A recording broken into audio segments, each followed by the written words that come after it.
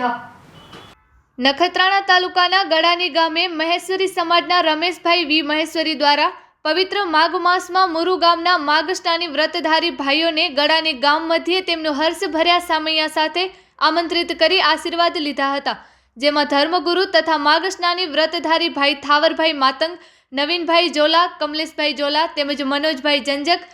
તેમજ પ્રવીણભાઈ જોલા, પુંજાભાઈ જોલા, કાંતિભાઈ જંજક તેમજ હિમેશભાઈ ધેડા, રમેશભાઈ માતંગ, જીતુભાઈ પતારિયા જોડાયા હતા, જેમનું ગળાની મહેશ્વરી સમાજના પ્રમુખ શ્રી રવજીભાઈ મહેશ્વરી, ઉપપ્રમુખ રામજીભાઈ મહેશ્વરી, ચેરમેન શ્રી દેવજીભાઈ મહેશ્વરી તથા નારણભાઈ મહેશ્વરી, મહેશભાઈ મહેશ્વરી તેમજ સમસ્ત ગળાની મહેશ્વરી સમાજના ભાઈઓ તથા બહેનોએ હર્ષો ઉલ્લાસથી શોભાયાત્રામાં જોડાઈને